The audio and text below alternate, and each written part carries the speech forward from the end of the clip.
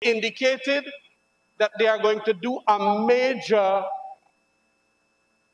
study, CARICOM study on marijuana, cannabis sativa, and drugs in general.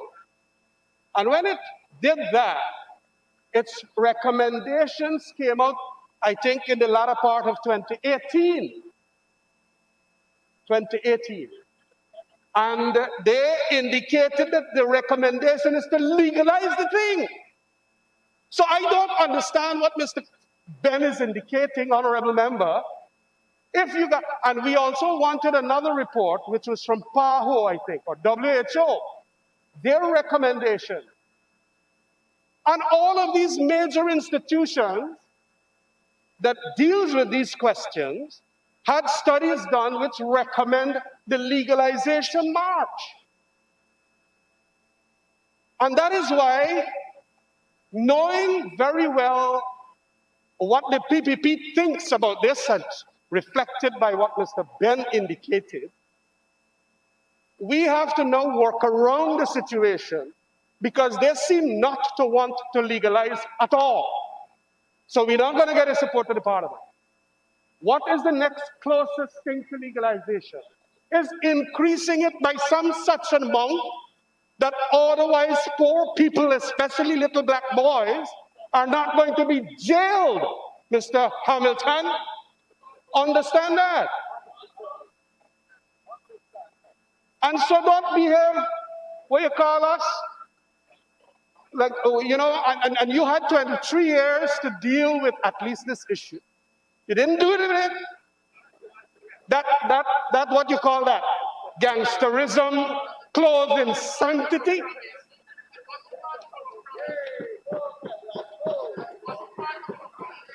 So we are now, what? Sanctimony then? Whatever we are trying here, I want this entire Parliament, government benches and opposition benches, to understand what is the best and most purposive solution to the problem.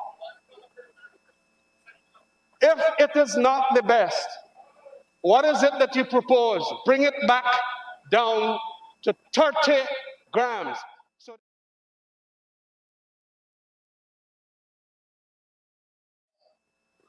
30.5 grams, he still go to jail?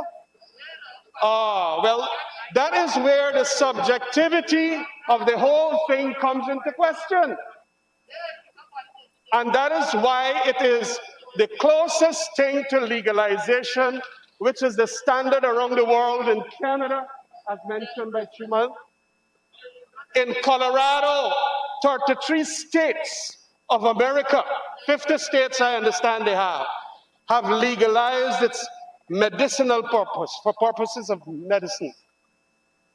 And recreation, I think, is another 20 states. There was a special edition of the Times magazine, international edition, that spoke on this issue. Marijuana goes Main Street.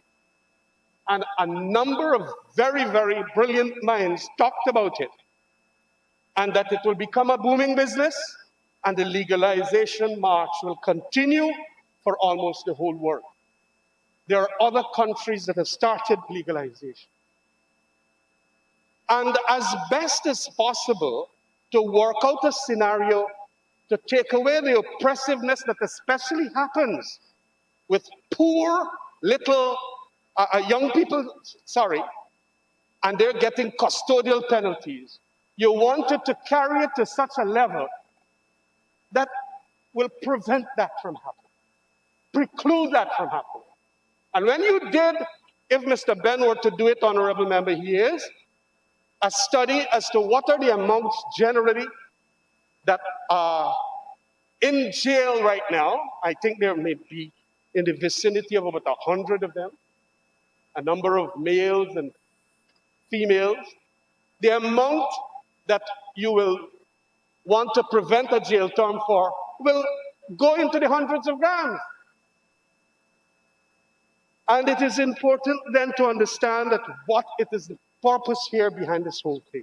And that is not being seemingly understood. Yes, you know, when we listen to the realities out there, I was a defense counsel, former minister of public security, and I know that the rich people in this country get away with the 500 grams, but the poor man go to jail. You got to believe that. And they're gone and go to jail as a result, 3 years and all of that, for purposes of having, you ask Mr. Ben, it's all there on record. But the whole point of it, Mr. Speaker, it is that the rich people will get the best lawyers. They will also get the contacts and the networks to meet some of the senior members of the police force. And they are outside. Whereas you have, and I want to mention this about indigenous people, Mr. Schumann, when they get hold up with the 8 gram and the 10 gram, from outside of those regions, they are brought to the coast and remanded. They can't even meet their family members.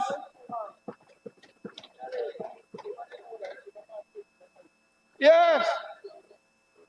And they're locked away for days. Why? Because of the fact police will tell you that they don't have anybody to bail them. I say you bring out the people. What we did was all, I indicated to you that it was brought, and of course, certain priorities, you wanted to wait for the report, 2018, and then 2018 had its own problems. But it was brought here, and we have now seen reason to bring it back, and Sherrod has brought it again. And so, the next point I wish to make, Mr. Speaker, is this.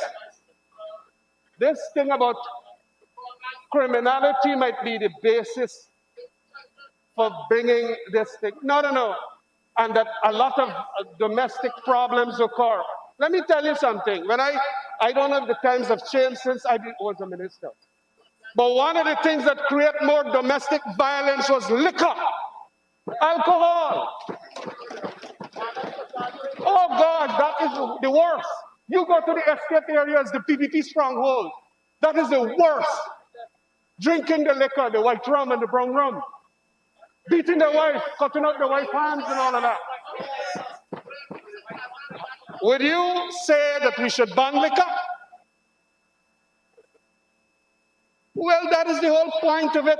We want to work out a certain sets of solutions that will get us to a point where we can deal with these issues in a parliamentary way. Nobody gets custodial penalty for a number of things in relation to alcohol. You're going to the laws, you will see little children can't go to the rum shop to buy liquor for the daddy. But in some areas in Guyana, they'd use the children to go buy liquor. The parents are not doing it in any way. No law is enforced and all of that. And the whole thing about it is enforcement. When you do not have a capacity because of the nature of the culture, you have to then think about how do you get away or get around the thing. And if up to 15 grams possession and above that is trafficking, and the trafficker now got to go 3 to 5 years jail, let us do something about it. And that is what Sherrod is, Miss Honorable Member, is getting at.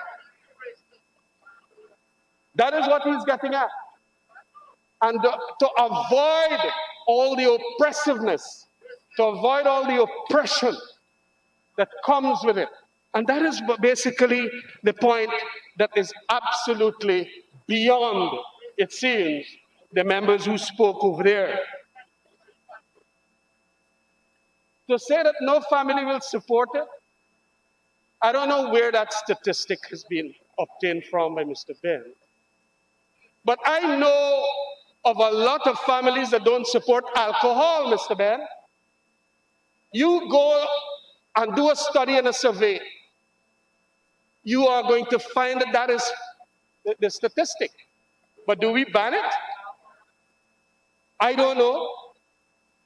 But we must understand all these arguments that surround this point.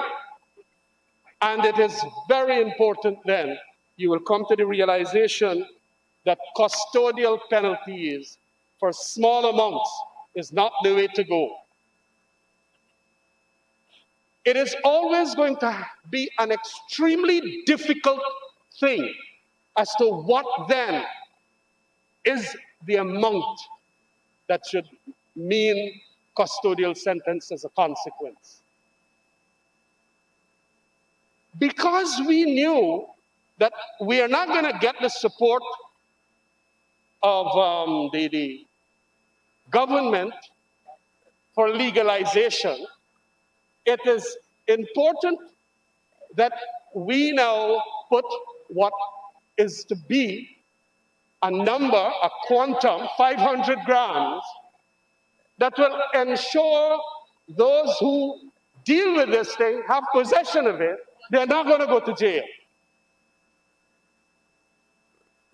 And so it is important. This, what we are doing, is the closest coming to the recommendations made by WHO and CARICOM. And I want people to understand it, because if you just get away with a disingenuous argument that there's criminality and that we are supporting criminals, no. And it is not as if when you carry it to this quantum that everybody, I am certain the family members of us all here are not going to deal with this thing. But that doesn't mean that everybody become a criminal and will want to deal with marijuana. They are 90% of the country obviously against this thing. But it is what it is that is the purpose behind it. To ensure jail terms are avoided. We have had too many of our young people in jail for terms of 3 years and more sometimes for these small amounts. Some of them so poor they can't pay bail even when you get a small amount. The special circumstance, they can't get a lawyer to argue the case. They gone in there. And then police might sometimes tell them, by plead guilty now, you don't get caught with the thing, more jail. And the custodial penalty has another quantum behind it. When they go in the jail there, they graduate because of who they meet in there. They graduate to the extent of becoming, the word is recidivism. You know, and that is what we're trying to avoid. Mr. Speaker, it has its consequences. All of them over there understand too that there's a huge cost to this thing. To take care of a prisoner in Guyana, minimum is $248,000 a year. And that is just a basic, you know, and that is why you don't want these guys to be an expenditure on the state for something that the entire world is now legalizing. So why not increase it so whatever the amount they're caught with, police can't go and lock them up because it ain't got jail term. And that is what we are doing here. I want the important points behind this to be understood. And not let us take cheap political points for saying X, Y, and Z and criminality, we deal with criminals and all of that. And also that it brings domestic violence and this and that. Domestic violence and all that happens as a result of what is very much legal, and that is brown rum and white rum. Yes. Mr. Speaker, I think A number of the other points have been well made by my other colleagues on this side. We have to study the statistics. We have to ensure that there is more robust evidence-based studies in Guyana be done about it. I could understand, because we put 500 grams there, a number of people going to say, oh, it is too much. Oh, you see what the APNU AFC coalition wants for the country? But that is the whole point of it, because of the fact we want to get us close to legalization. You go now to shops and stores in Canada, you can buy the thing. Investors out of Jamaica are planting marijuana to export to Canada. It's a big business, as Truman indicated. So why, when we are trying as best as possible to work into it by virtue of a motion and an amendment to the Act, this rowing about, I don't see the sense about it. Mr. Speaker, I urge that this motion be supported, and that we will have that support from those members now that they understand some of the arguments that I have made. Thank you very much, Mr. Speaker. Thank you very much, Honourable Member. The Honourable Member and Attorney General, Anil Nandla.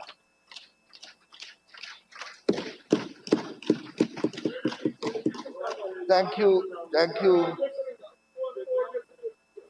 Mr. Speaker. Mr. Speaker, listening to the debate in this House and examining the bill that was brought, and then the motion, and listening to the debate, Mr. Speaker, we are declining in our standards in this House terribly.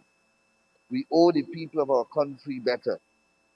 We are being paid here, and listen to the quality of the debate. Not a single study, everybody speaks about a study, and not a single study quoted from. Not a single statistic provided. Mr. Ram, when you listen, Mr. Speaker, let me begin. In 2015, for the purpose of the 2015 elections, when the two parties coalesced together, the AFC made it a platform promise through its chairman, then Nigel Hughes, made it a manifesto promise to legalize marijuana. That was a platform promise made during the 2015 campaign. They made another platform promise, constitutional reform. That was the two major platform promises. The PPP never promised in 2015 anything about legalizing marijuana.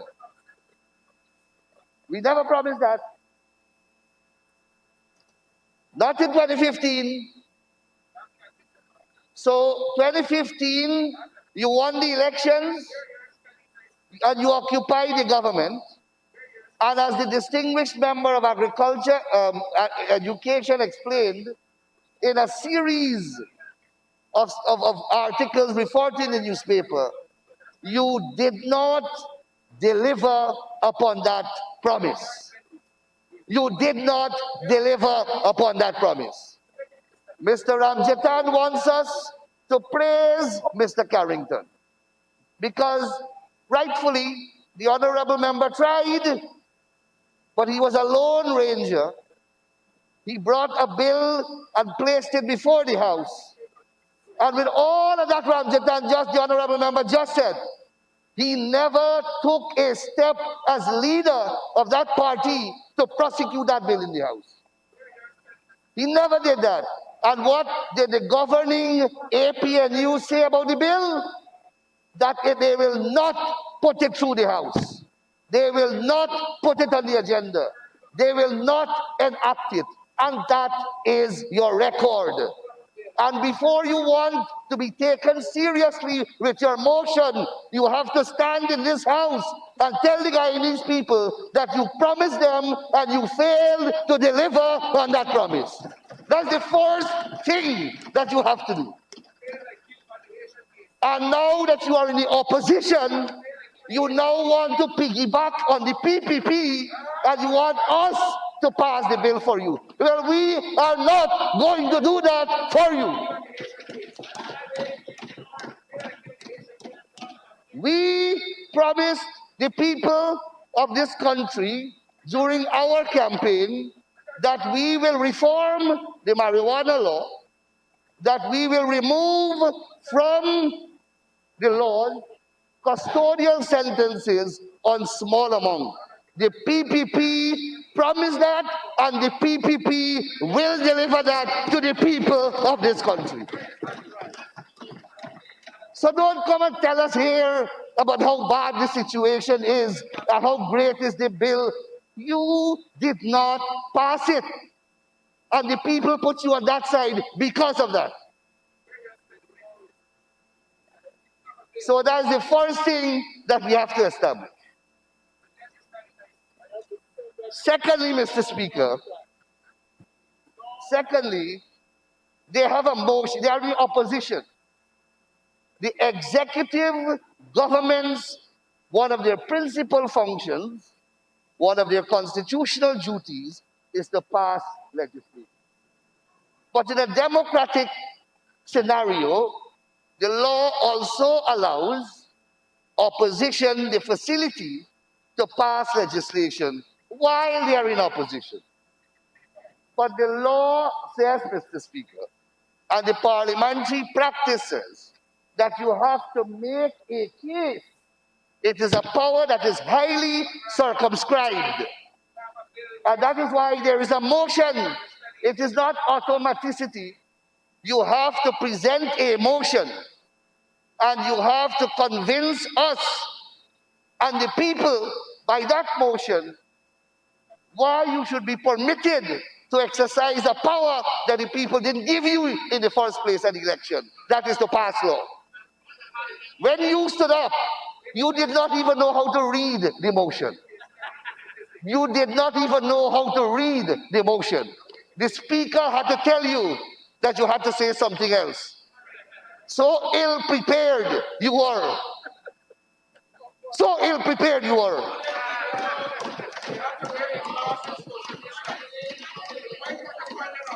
Mr. Speaker, the position is so strict in England.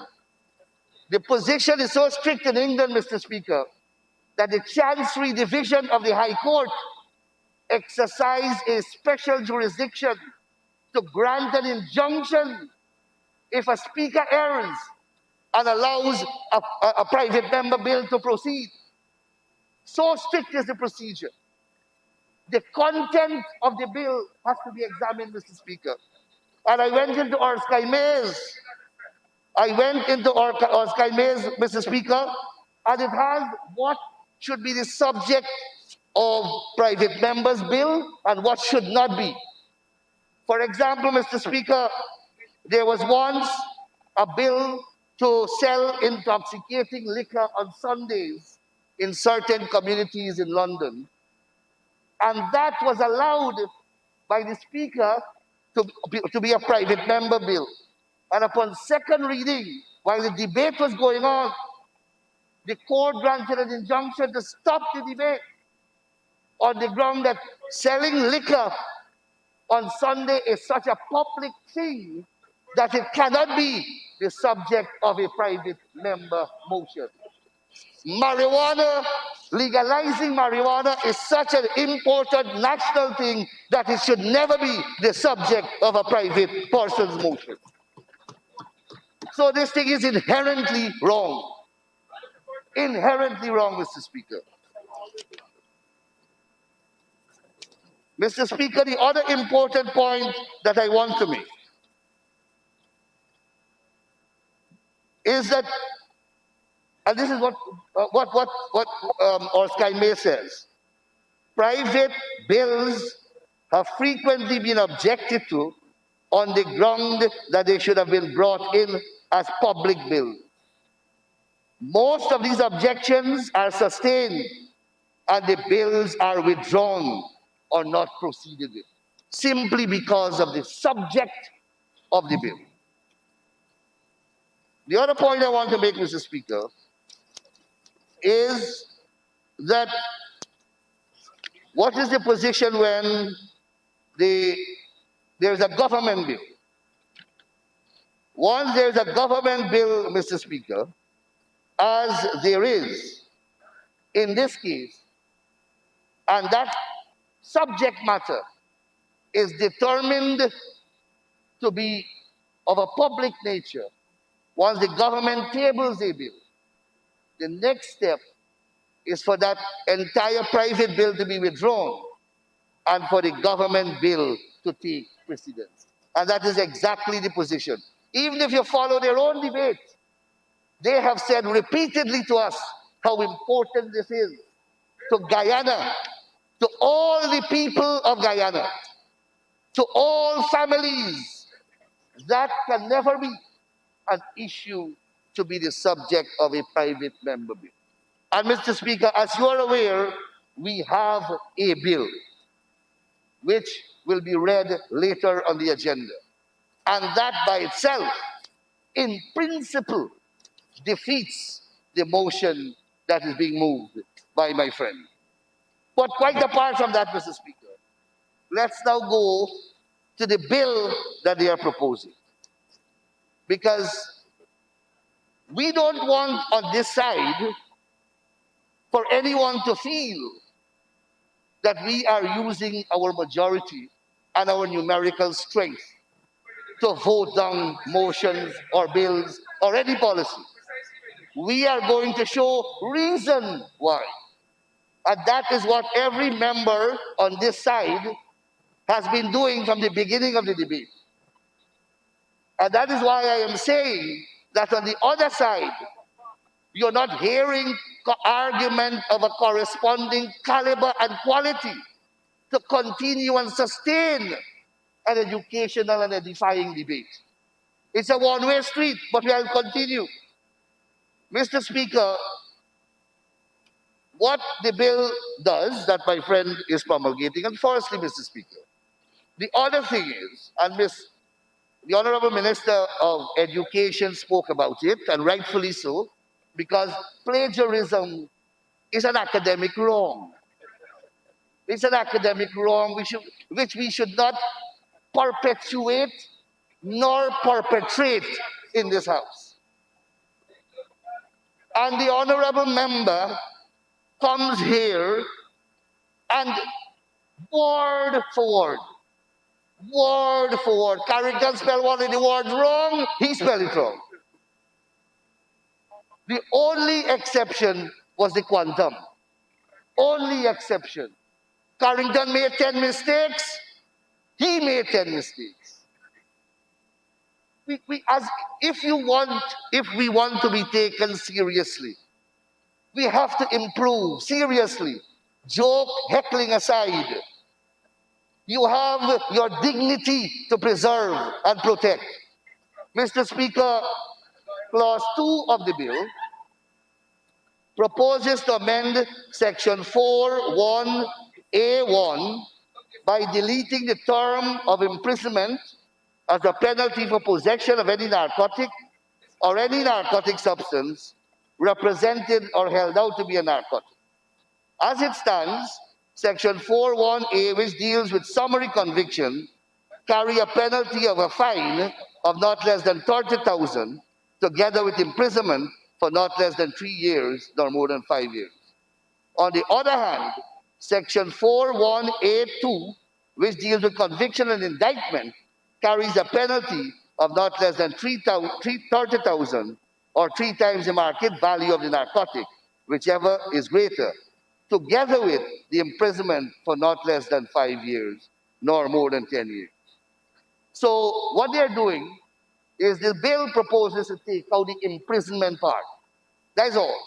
So some of the honorable members on that side who have spoken in this debate do not understand even the bill that they are proposing, because they speak about decriminalization of possession of marijuana. That is not what your bill is doing.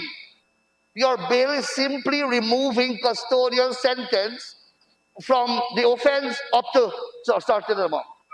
So they don't even understand. And listen to him. He's telling me to talk about my own bill. And he bring a bill that he's asking me to debate. This is the level of mediocrity, Mr. Speaker, that you should not tolerate in this House. So he doesn't understand the difference between removal of custodial sentence and decriminalization. Decriminalization for your education means it's no longer a criminal offense. Here the fine remains. What your bill does is simply take away the imprisonment. But the difficulty with clause 2, Mr. Speaker, in the honorable member proposal, is that the opposition misses its own objective, its policy objective, by failing to realize that narcotic in the act, because what they did, they simply cut out the sentence part. So but what they're doing there is doing that in relation to all narcotic. Narcotic in the act includes 100 and something substances, which includes cocaine, heroin, methamphetamine, a whole set of things. So what they're doing is not cannabis and marijuana alone. They are removing custodial sentence from their bill from cocaine, heroin, and every other narcotic. How can you bring such preposterous work to the highest house in this country? How can you do that? That is the level of quality of representation that you offer the people of this country. You have not read what you brought. So, Mr. Speaker, that's the first major blunder, that this thing has to be rejected out of hand. It legalizes, it takes off custodial sentence from every narcotic under the act. Every narcotic. And up to 500 grams. So all the cocaine that they were talking about shipping, they now are going to legalize it. They are now going to attach a fine, and the fine is some $10,000. That's what they're doing. Look. The comrade in the back can't believe that you did that. He's saying, who believe in that? He's saying, who believe? You can't believe he did that. Read it, my friend. Read it, my brother. Read it. You are young. You are young. You have a future. Read it. So, Mr. Speaker, that is the first thing I would like to. The failure to recognize that narcotics mean more than ganja, marijuana, and cannabis in the act. Also, the opposition failed to address Section 4.2, which deals with possession of any narcotic or a substance held out to be a narcotic at specified places. So they never touched that. So these places include any premises, any education institution, public place, and public place has a wide meaning. It means any road, any highway, any place, and a whole set of things. So they have not addressed that section at all. So you can be on the highway, you get off under one section, and then under the other section, because of the place where you are at, you can be convicted. That is so exactly what Mr. Carrington did. That is that they copy. Never read the act as a whole, just amend one section and leave all the consequential mistakes or amendments that are supposed to be implemented to make the amendment comprehensive and fluid. They omit to do all of that.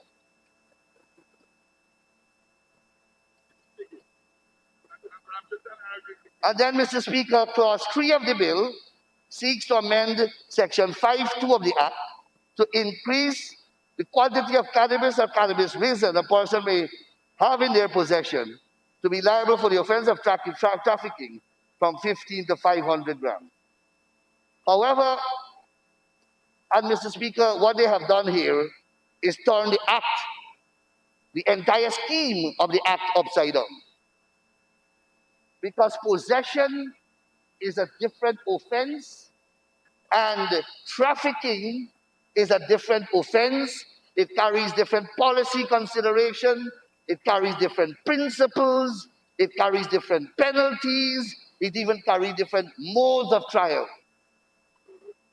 So they have turned the whole thing upside down by basically treating possession and trafficking as the same. In fact, one can argue that they have abolished the offense of trafficking.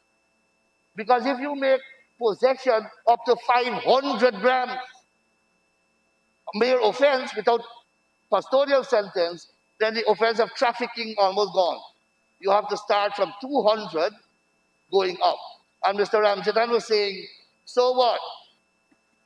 So what? If the man is found with 30.5 grams, you gonna give him the jail?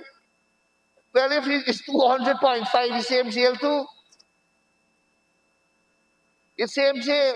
So, Mr. Speaker, were you to insert the amendment in the current form into the Principal Act, the act would have become inoperable. And Defense Counsel would have a field day because the whole scheme of the legislation gone whack, out of sync.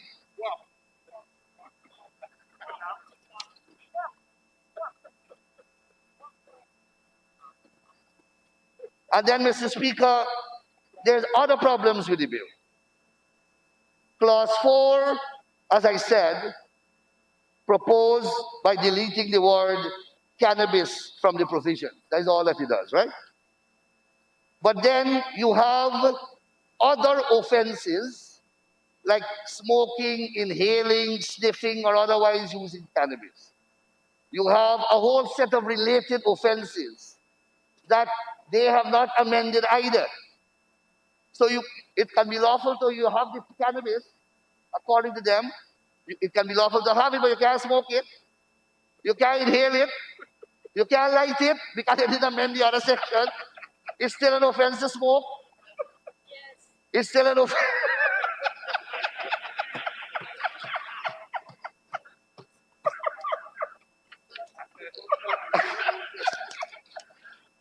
So, Mr. Speaker,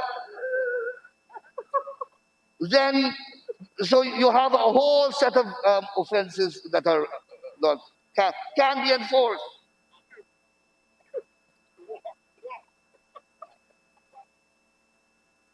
And then, Mr. Speaker, the Act over the years have been amended. And there are provisions that allow a court to take into account if a person, for example, pleads personal use. And that over the years, the law has been ameliorated by different small amendments, etc. And those are in the law. But those have not been touched. Those have not been touched, and if you amend the major ones, you have to continue right through because it's a running act. It's a huge act, Mr. Speaker. This is the size of the Principal Act. How can you amend this huge act by 2 sentences? How? How? Listen, he's carrying on. He did not read anything. He did not read his bill. He did not read the motion. He did not read our bill. And I know he didn't read it because I know that he's more intelligent than what he told us here today.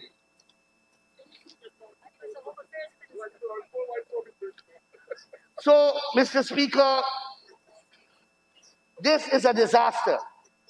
This is a disaster that the easier we wrap it up and take it to Sivan, wrap it up neatly, let the Parliament staff take all the papers, wrap it up neatly, take it to Sivan's, and go by Hagbosh, and you dump it there. That's where this belongs. And we have a bill, Mr. Speaker.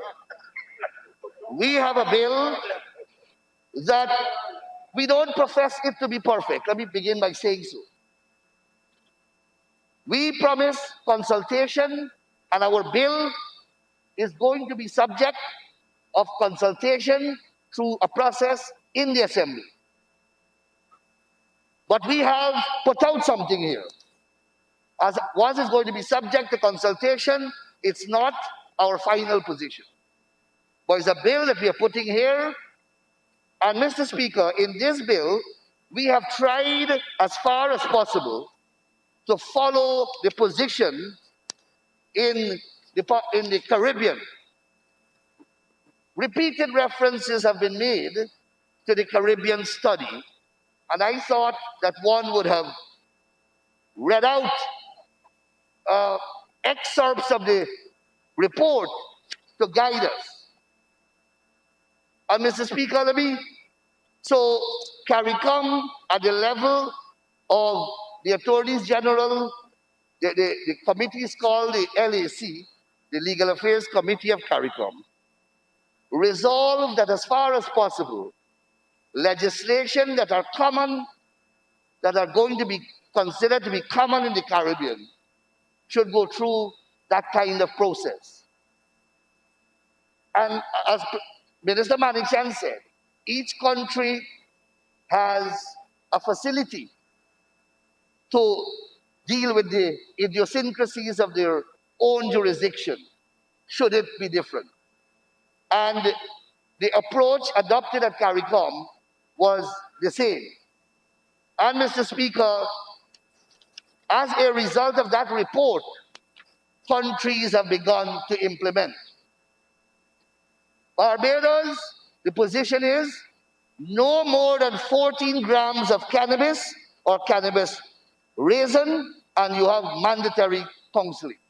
That's the penalty. 14 grams. It's an offense, but the offense carries mandatory counseling. St. Vincent, 56 grams or less cannabis or cannabis resin, it's a ticket offense. Belize, 10 grams or less of cannabis or cannabis resin, ticket offense. St. Christopher Nevis, 56 grams or cannabis resin and 56 grams of cannabis or 15 grams of cannabis resin, that is permissible. St. Vincent. Mr. Ralph Gonzalez specifically departed as a campaign promise, and that is what he implemented. Trinidad and Tobago, similar. Dominica, 28 grams or less of cannabis or cannabis resin, that is also not an offense. Antigua and Barbuda, 15 grams or less, offense, but 16 to more than 5 pounds is possession and imprisonment. Jamaica, 56 grams or less is a ticketed offense. So, Mr. Speaker, that is the theme of the Caribbean. And that side is proposing 200 grams. 500 grams, my apologies. Completely out of sync. Even Mr. Carrington was more conservative. Where they got their 500 grams from? And Mr. Speaker, they spoke about consultations. I mean, we have no care about what we say in this house. We just say anything that comes to our mind. This is a small country. We know politics in this country. If they consulted with one organization, it would have been on In the Ring, the breakfast show, the afternoon show, the Lampy Pampy show. Not a single consultation was done. Yet he's here, the honorable member, telling us that they consulted. That is Mr. Speaker, the contempt that they have for our people. Nobody they consulted with, and they're standing here and telling the people that we consulted with you. We consulted with you, and you tell us, bring 500 grams. What kind of deception is that? Mr. Speaker, we have in our bill, Mr. Speaker, have followed the CARICOM guidelines, and we have articulated and formulated a position which is in keeping with our manifesto, and we still say that it is not our final position, that the people of Guyana and those constituencies that may be peculiarly more affected by this issue, we are going to offer them, as well as everyone else, an opportunity to participate. And out of that process will come the most consensual possible bill, because you have competing interests. I have spoken to the Pandits, I have spoken to the Maulanas, I have spoken to the priests, I have spoken to the Rastafarian too. So they have competing interests. So we can't go, Mr. Ramjit, and say, well, 10% of the people will only be affected. We can't be as irresponsible as him and pass a law for 10% of the population. We are the government, and I believe that that is why they put this 500 grams. Reckless politics. What they want to do is to put us on the back foot. That they have gone ultra liberal. But that's not liberal, that's insanity. 500 grams is insanity. So, Mr. Speaker, out of necessity, we have to reject the motion that is before this House. And, Mr. Speaker, at the appropriate time, we'll table our bill. Thank you very much, Mr. Speaker. Thank you very much, Honorable Attorney General. The Honorable Member, Mr. Sherrod Duncan. Thank you, Mr. Speaker.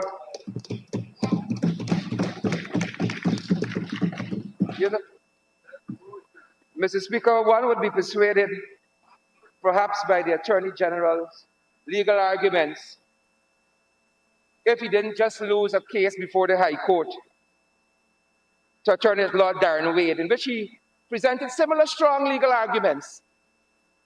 Similar strong legal arguments. Mr. Speaker, Mr. Speaker,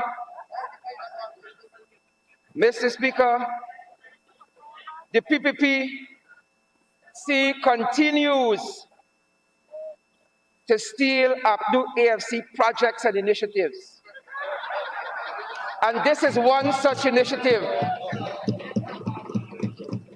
Just last week, they were presenting the road link from Diamond to Ogle as theirs. Just last week, they were presenting the maternity waiting home at Region 2 as their COVID rehabilitation center. And similarly, Mr. Speaker, they are stealing this initiative by the Abdu AFC to reduce the custodial sentence and free up the weed, because that is who they are. They steal projects and ideas consistently. Mr. Speaker, we sat down here and we listened to the Honorable Member, Mr. Ben, attempt to lampoon young people on this side of the House, because they have led by example, of course, with young people on their side.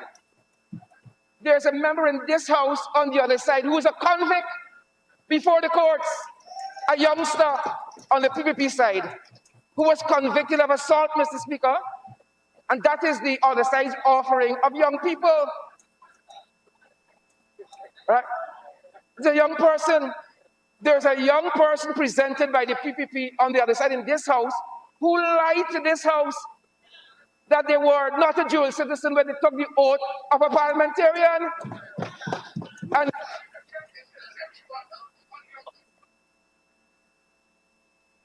Honorable Member, I've had to refer to the unparliamentary words in the past, and I think you have good retention that lied is one of them. Speaker.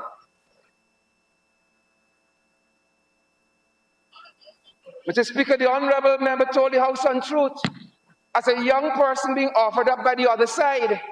And you know that matter had to be litigated before the courts, and the Chief Justice sided with this side of the House that the member was being untruthful when the member took the oath as a parliamentarian.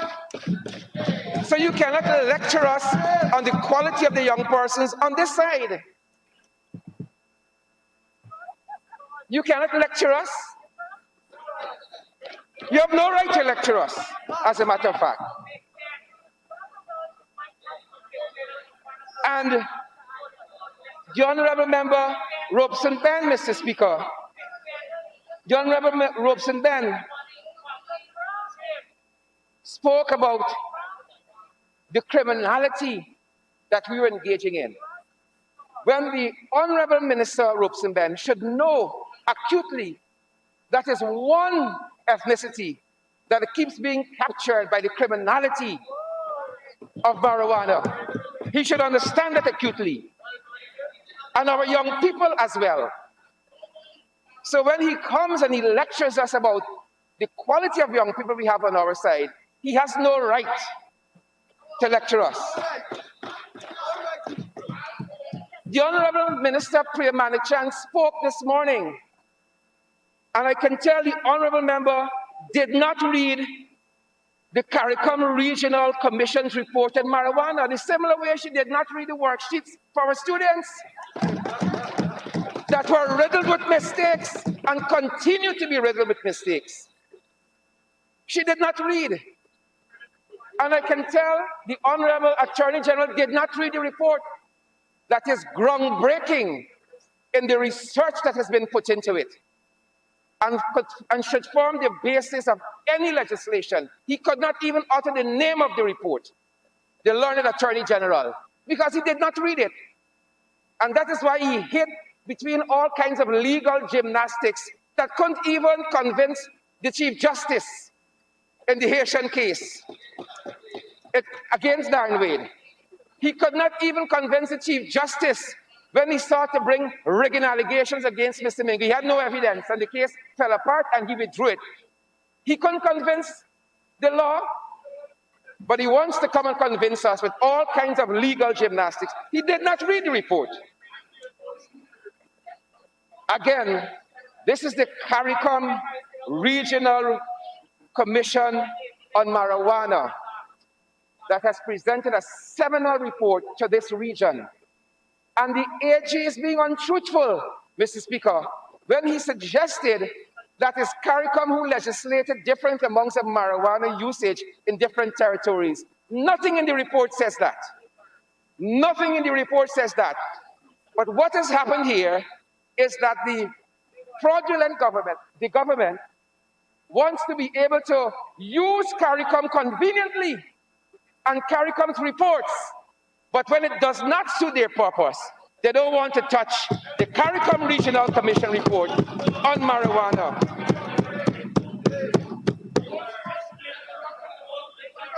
The Honourable Charles Ramson sidestepped the report. I think he went to Australia. He went to Australia, the same place they didn't want to go for exports recently. But he went to Australia for an export on marijuana because he didn't read the report. He didn't read it. Charles comes here, the Honourable Member, to ask where we have done our consultations. Point of order, Mr. Speaker. I didn't say it's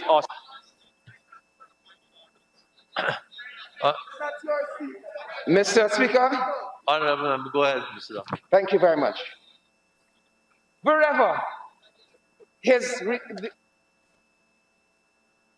Honourable Member's research did not come from the Caribbean. And we maintain that the CARICOM Regional Commission on Marijuana's report has to be the gold standard for anything that deals with marijuana in the region. So the Honourable Member wants to come and lecture us about who we consulted with, so they can go now and consult with the same people. They accuse of us not consulting with anyone and bringing a bill, but they have done the same thing. They have brought a bill and now saying they're going to put a committee in place to go and consult. So even if you don't trust who we have consulted, trust the CARICOM Regional Commission. Trust the CARICOM Regional Commission on Marijuana because, Mr. Speaker, on the 6th of November 2017, the same time we were bringing the first iteration of this bill, the CARICOM was doing consultations in Guyana. They consulted with civil society, focus groups, youth focus groups. They even had town hall meetings in Guyana.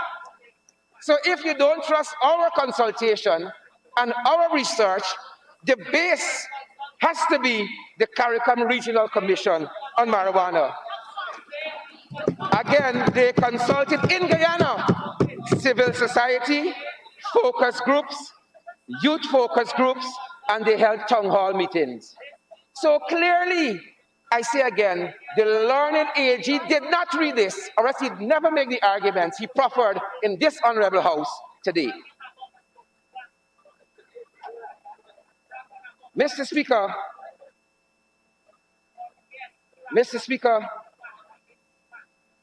if the other side had took the time to read the research and the report by CARICOM, they would have known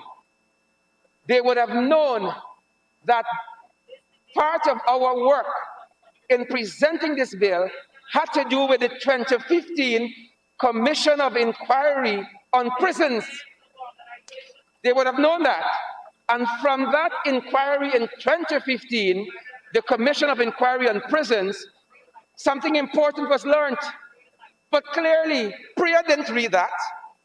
The honorable member, Globespan, the Minister of Home Affairs, did not read the 2015 Commission on the Inquiry of Prisons, or else he would have known, and I quote, Mr. Speaker, that no one should be jailed. This was the recommendation of the Commission for the possession of small amounts of marijuana for personal use, that Guyanese authorities should avoid remanding what it called low-level, non-violent drug offenders and instead look at non-custodial sentences such as community, service, treatment, and educational opportunities. The Honorable Minister Globespan did not read it, or else he would never proffer. He would have never made the statements he made this morning in the Honorable House. Mr. Speaker. Honorable Minister, standing order. I just want to say I have the report and I read it. The honorable member would have to give way to you, sir. Honorable member, Mr. Duncan. Thank you, Mr. Speaker. Mr. Speaker, the minister did not read as well, did not read the comparative analysis on student drug use in Caribbean countries, Antigua, Barbuda, Barbados, Dominica, Grenada, Guyana.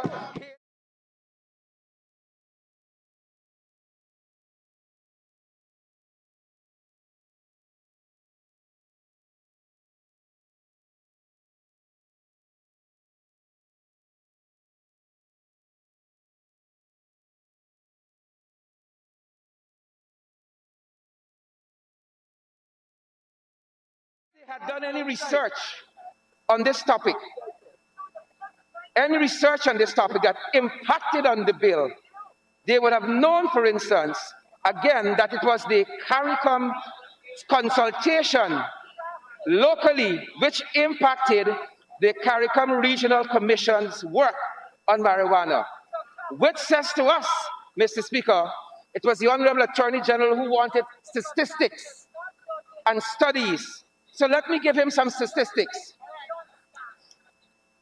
According to the CARICOM report, Guyana has experienced a significant increase, 53% of arrests that were marijuana related.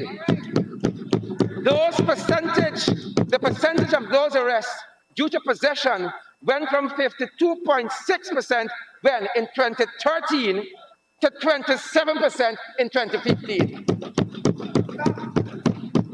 You asked for stats. 52.6% in 2013, arrests for small amounts. And these are the people who want to come here and lecture us that they care now.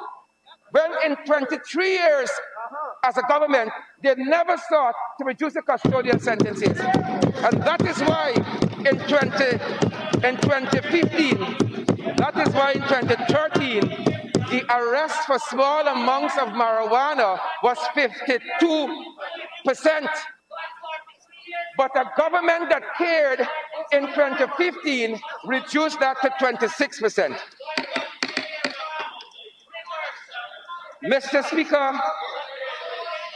Speaker, if the Honorable Robeson Ben and the Honorable Priya Manichan had done any research and reading, if the Honorable Attorney General had done any significant preparation for the debate, they would have understood that a Cadres poll commissioned by the government in 2017 stated that 17% of the persons, for instance, in the Bahamas, said they use marijuana monthly.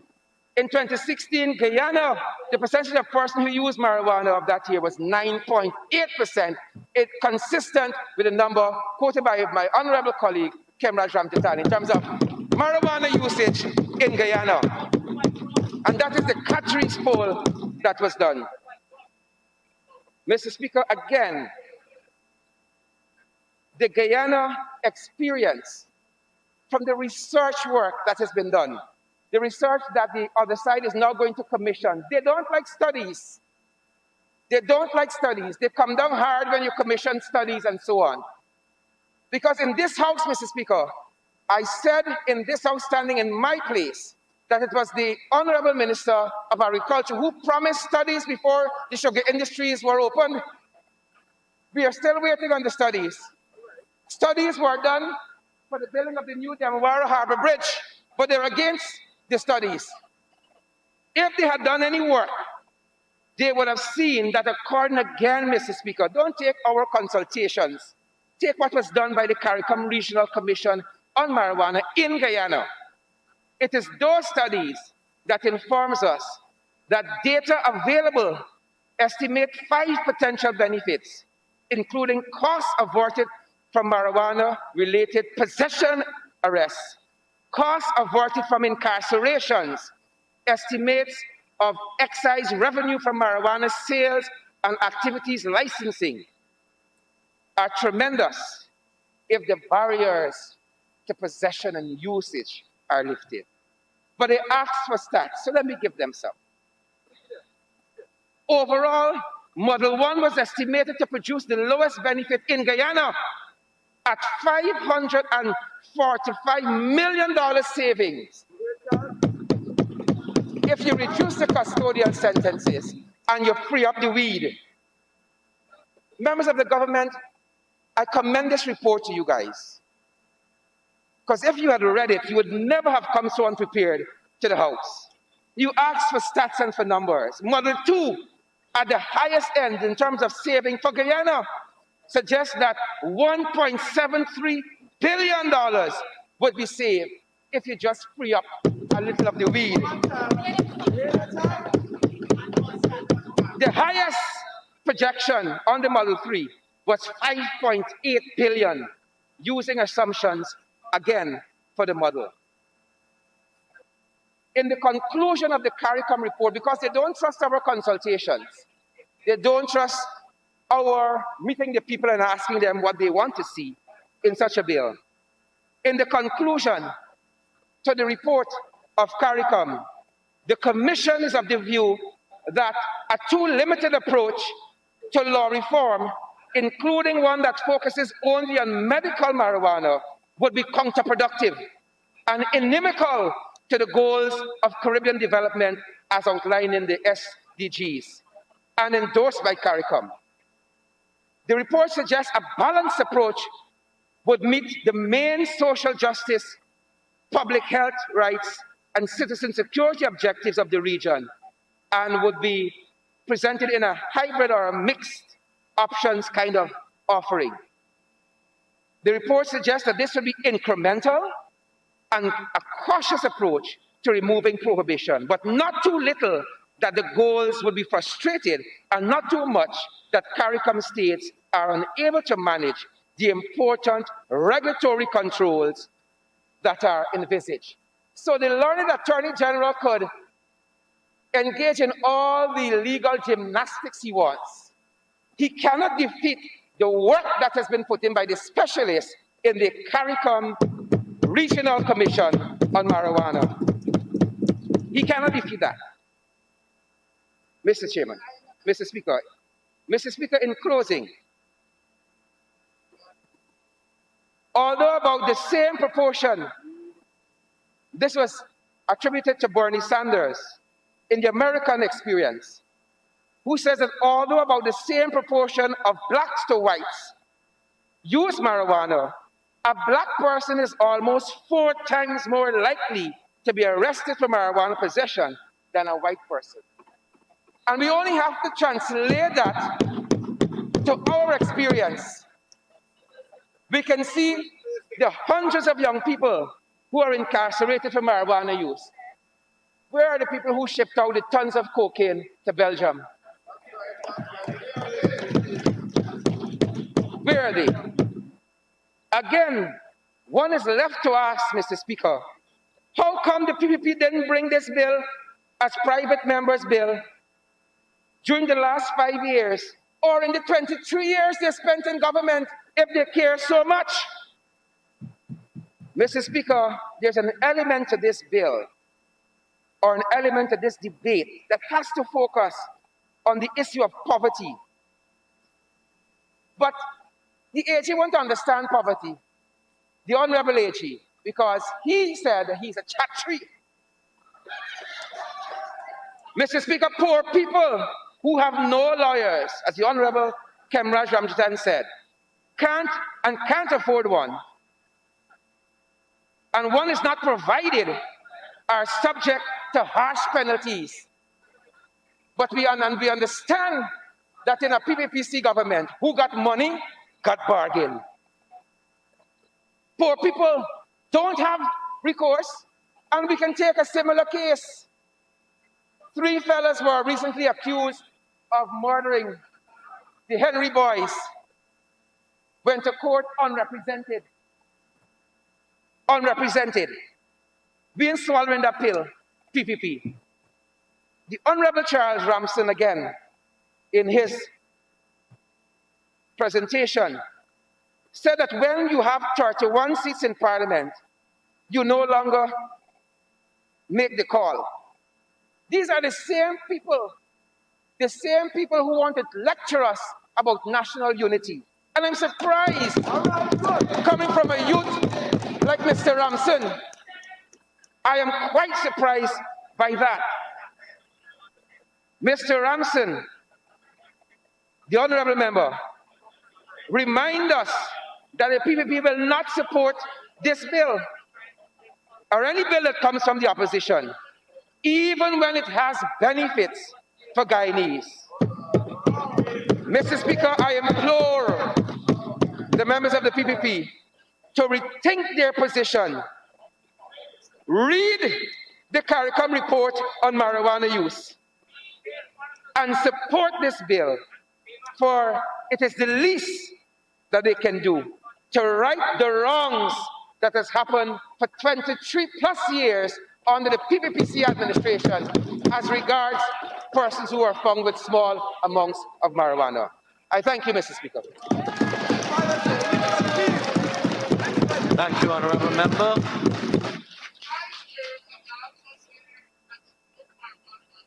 Thank you, Honourable Member.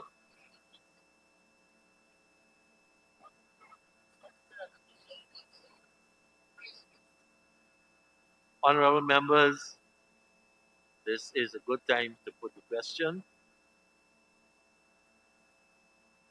I now put the motion that leave be granted for the introduction and first reading of the Narcotics, Drugs, and Psychotropic Substances Control Amendment Bill 2020, number 16 of 2020. Those in favor say aye. Those against say no. The ayes have it. Sorry, the noes have it. No, division. Utmost class. Sorry, the noes have it. I want to add that the Honorable Prime Minister earlier today rejoined the meeting virtually. Initially, he was chairing a meeting and didn't start with us in the session. The noes have it. Have it.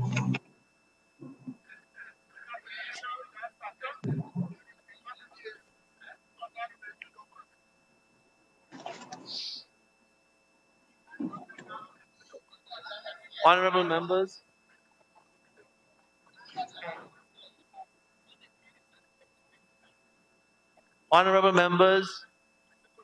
earlier today on the aspect of the order paper, we had missed one item, introduction of bills.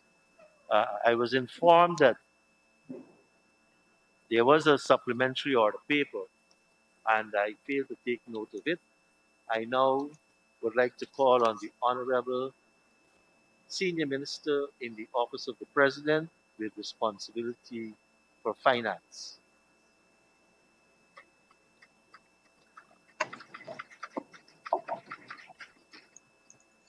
Mr. Speaker,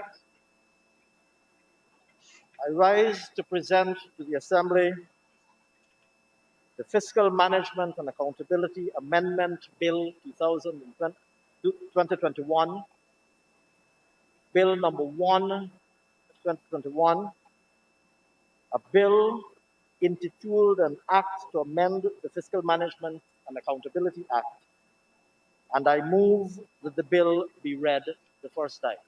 Let the bill be read a first time. Fiscal Management and Accountability Amendment Act, Bill 2021, Bill number 1 of 2021. Honorable Attorney General,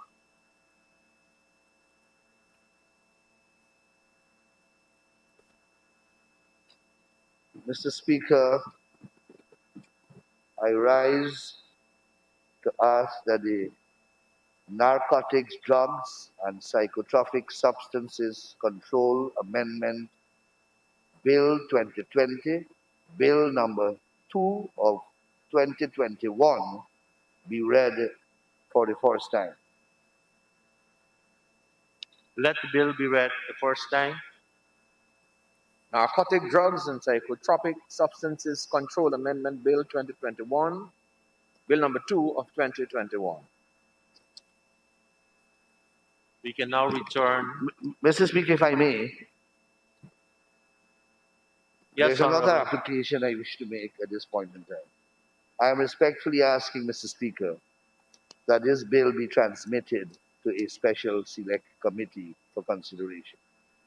Thank you, Honorable Minister. The bill will go to a special select committee to be established. The Honorable Member, Ms. Geeta Chandan Edmund, will now move the following motion. Ms. Geeta Chandan Edmund, you may proceed.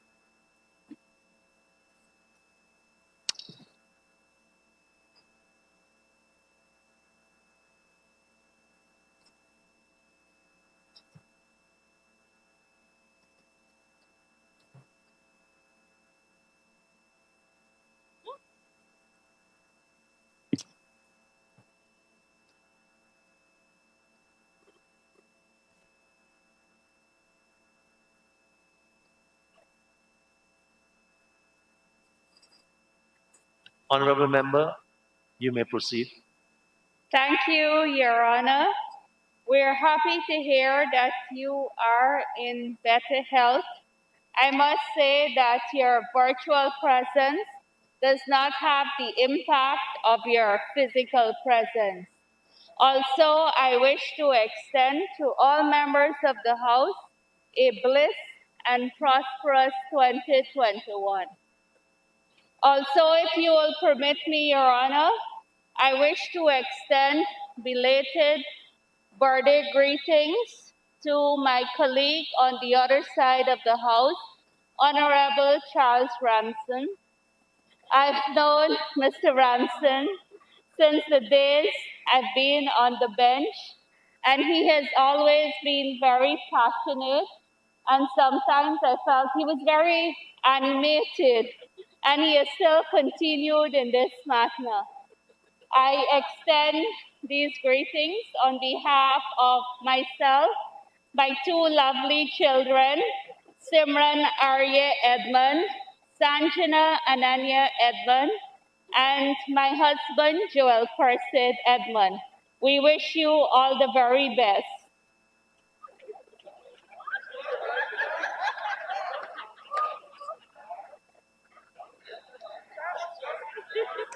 Miss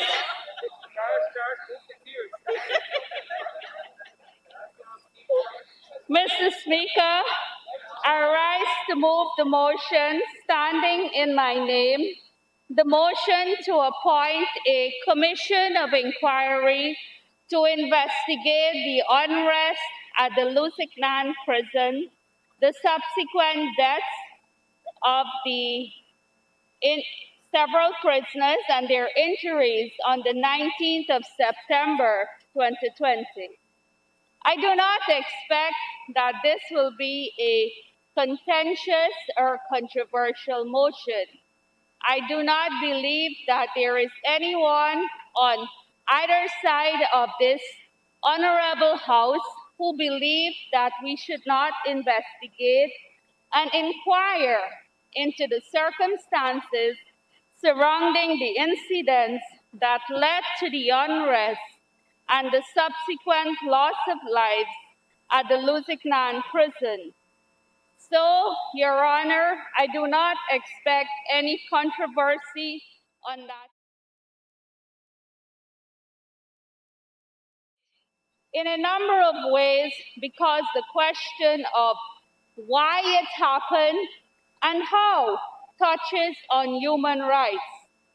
Permit me, Your Honor, to express my heartfelt gratitude to you for allowing this motion to be tabled and debated. Also, Your Honor, please permit me to express my sincerest commiserations on behalf of this side of the House to the families of Mr. Earl Graham and Mr. Winston Herbert. We are honored to have some of the family members of the deceased here with us who are suffering from untold grief and trauma because of the loss of their loved ones. These family members are in the pursuit of justice and truth. Justice and truth to which they are entitled, Mr. Speaker. Mr. Earl Graham lost his beloved mother a mere matter of days before his untimely demise and was due to be released in a very short time, in a matter of days after that fateful day, to join with his grieving siblings to mourn their loss and to celebrate with them the life and the memories of their mother. The family, Mr. Speaker, needs answer. They strongly feel that there is a cover-up in the death of their brother. Photographic and video evidence dispute what is recorded on the report that he was shot in the chest. Your Honor, it is not my intention, and it will never be my intention because of my legal background, to violate the rules of this honorable House or further cause pain and agony to the families by displaying photographs or videos about the subject at hand. But I'd wish to go on record by stating that some of these images and videos have been shared with me by the families and other concerned Guyanese. These very images, the photographs of that day's event, went viral, and everyone's heart, and not just the family member, felt pain, anguish, and grief. This motion, Your Honor, is a motion of humanity. It is a motion about the society we want to live in. It is a motion about a family who are demanding justice. It is about finding out what exactly happened on that fateful day. It is about the truth. It is about justice. It is about the future of our country and the good governance. Just for a moment, put yourselves in that situation of the families, as citizens, as mothers, as fathers, as brothers and sisters. How could we as humans not feel? How could we as humans not care? This motion isn't an irrational one or a perverse one. Every resolved and whereas clause is a clause that is of national importance. We regret, and I'm sure all of us regret, what has happened on September 19 at the Lusignan prison, and we wish the events would have unfolded differently. We cannot restore the lives of these men, but, Your Honor, we can do great service by pursuing the facts and use them to guide the necessary course of action. I'm sure our concerns for a clear and unambiguous understanding of the issue will ensure full support of this motion. Your Honor, it is my view that before we proceed on deliberations on this matter, it is necessary to address the elephant in this room.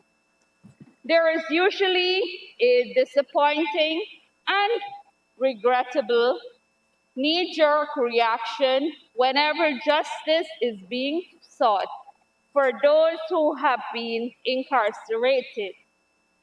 Popular opinion tends to pour scorn on these attempts and automatically assign blame on the side of those who are imprisoned. Despite these ill-considered postures, legislators must never evade, dodge, or avoid their responsibilities in these affairs. Your Honor, the sanctity of life must and has to be respected. Life must be treated with the eminence it deserves in whatever situation it presents itself. Your Honor, Mohandas Karamchand Gandhi, known as Mahatma Gandhi, put it this way, and I quote, "The true measure of any society can be found in how it treats its most vulnerable members." So, Your Honor, the law does not end at the prison gate, nor is it not applicable within the walls of a prison. The sanctity of life, Your Honor, does not end at the prison gate. And importantly, sir, no one is above the law. If those who are entrusted with authority flout the law, there must be consequences. Equally, sir, if prisoners violate the law and pose great threat to public security while serving their time, the prescribed penal rules and procedures must be applied.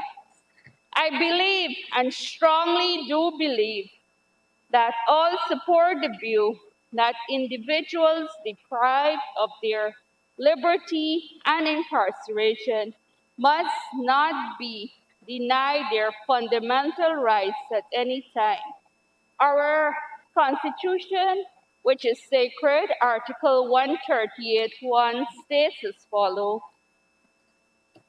no person shall be deprived of their life intentionally, save in the execution of the sentence of a court, in respect of an offense under the laws of Guyana, of which he has been convicted. Having said that, Your Honor, all and sundry must disabuse themselves of the notion which suggests that prisoners are not entitled to any rights. Mr. Earl Graham and Mr. Winston, they were paying their debts to society. And if the facts reveal that they were murdered, the law must follow its course. If the prison officials were doing their jobs and they followed all procedures and they broke no laws or any standing operating procedures, then their professionalism should remain intact and should, rightfully so, be given the opportunity to clear their names and maintain their credibility. The hard-working men and women of the prison service deserve our respect and support. Your Honor, we respect the difficult work being executed by our professional men and women in the prison service. We are eternally grateful for the protection they constantly provide to this nation in extremely difficult circumstances. However, sir, in the absence of independent observations, we cannot ascertain what the truth is, and which of the aforementioned conclusions are correct. Hence, this motion is wholly necessary. The United Nations Manual on Human Rights and Prisons at page 3 states, human rights is a modern term, but the principle that it invokes is as old as humanity. It is that certain rights and freedoms are fundamental to human existence. There are inherent entitlements that come to every person as a consequence of being human and are founded on respect for the dignity and worth of each person. They are not privileges nor gifts given at the whims of a ruler of a government, nor can they be taken away arbitrarily. They cannot be denied, nor can they be forfeited because an individual has committed an offense or broken the law. End of quote. So, Your Honor, for those who wish to suggest for political or any other purposes that the coalition is supporting quote-unquote thief-man culture has had little regard for the hard-working men and women of the prison services, or may want to suggest that we are supportive of the authorities in their efforts to preserve public security. I urge you, and I urge all honorable members, to desist from such crass and short-sighted views. The coalition is in pursuit of truth and is hopeful that truth could guide the way forward. We are demonstrating our understanding of the concepts and the balances between justice and public security. Your Honor, guns are not the guarantors of good public order. It is justice An investigation is critical in order to ascertain and clearly identify what took place, to identify those responsible, and to take steps to ensure that there is no repeat and that an event such as this never happens again. Mr. Speaker, according to an official statement by the Ghana Prison Service dated September 19, and I quote, after a visit by the Minister of Home Affairs and the Minister of Health on Saturday afternoon of September 19, some prisoners became hostile due to concerns about COVID-19, and prison officers sought to bring the situation under control. Several prisoners attempted to escape, and officers shot at about 7 inmates. This course of action resulted in the deaths of Mr. Earl Graham and Mr. Winston Herbert. Thus far, Your Honor, there has been no independent report to corroborate, question, or negate this account, which was issued by an interested party in this matter. We have reports via social media and other sources which have pointed to a different version of events. Any society that seeks to function on the basis of stability and order cannot allow myths, fables, and legends to fester and eat away at the fabric of society. Also, Your Honor, citizens will not have confidence in systems of authority if facts are not ascertained as a basis for actions and remedies. Your Honor, as a consequence, we are here. This motion seeks to put all theories and accounts to bed.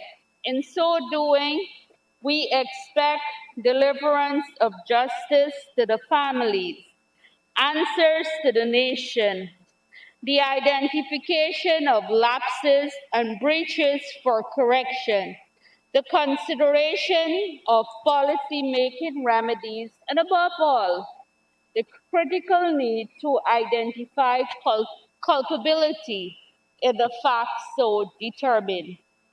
We see this delay in initiating a structured commission of inquiry as a result of this government's, as some put it, a lackadaisical attitude, its history of inaction, and indeed a lack of capacity to act.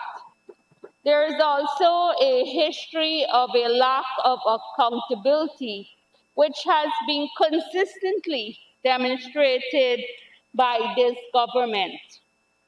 And I must say, Your Honor, that in the absence of information, the government is depriving the country and its citizens of solutions to fix the problem. We cannot, Your Honor, go about in a harum-scarum manner.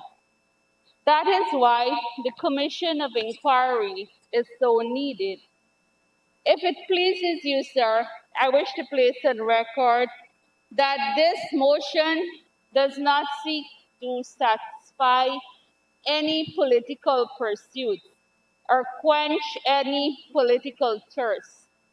And I say this from the depth of my heart.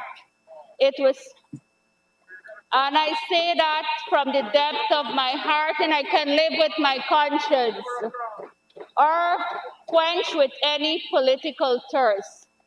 It was tabled with the best of intentions and the interest of making this country better on the subject under examination, and by extension, respecting the sanctity of life, respecting human rights, and providing justice to the families.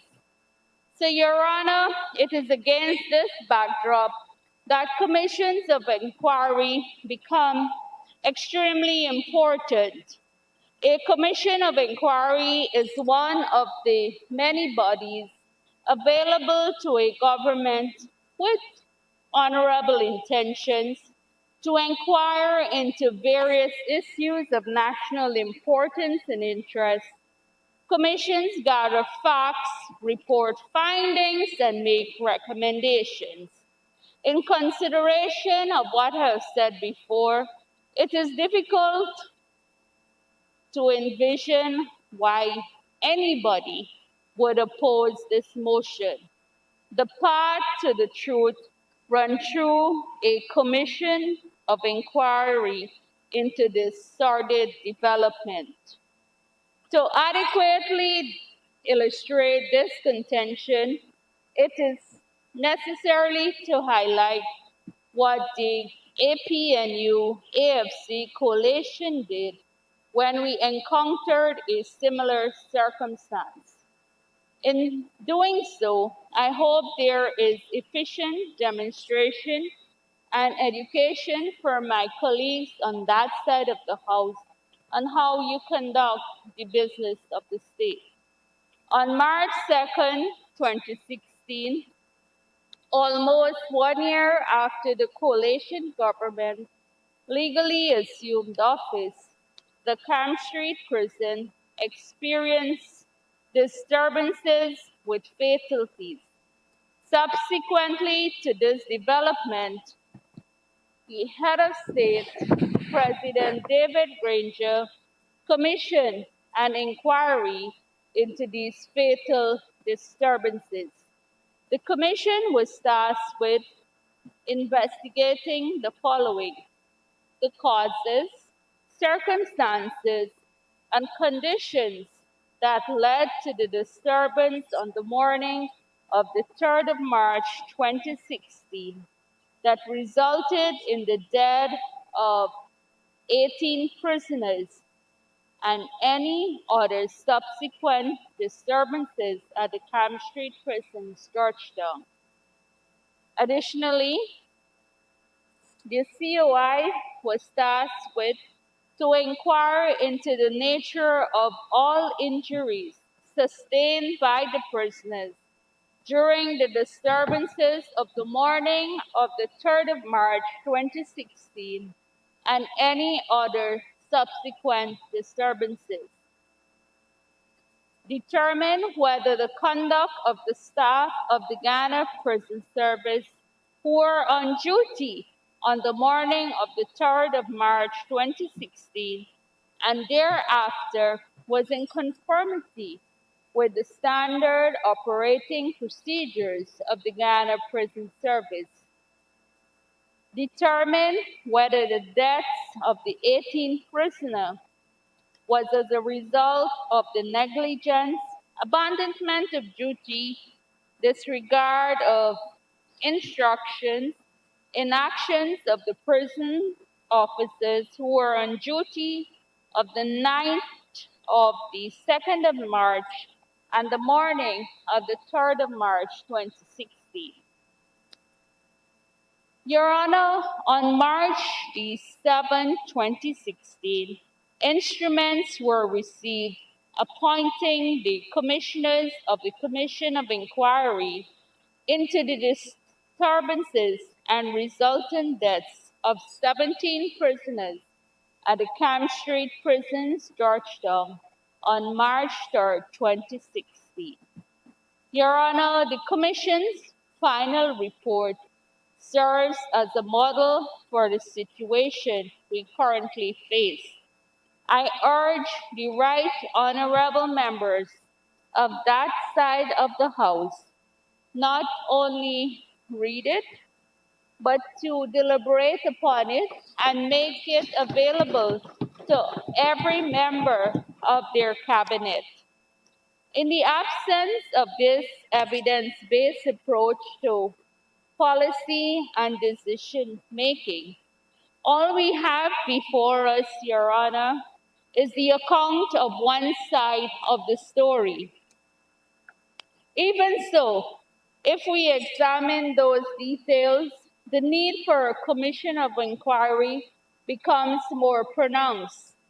According to the official release, two sitting members of cabinet made their way into the facility to perform an extremely sensitive and technical task that must not be attempted by untrained political directors.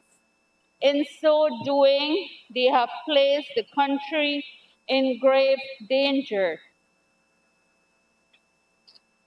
The statement of the incident clearly indicates that during the ill-advised and ill ad hoc negotiation between the ministers and the prisoners, all hell broke loose.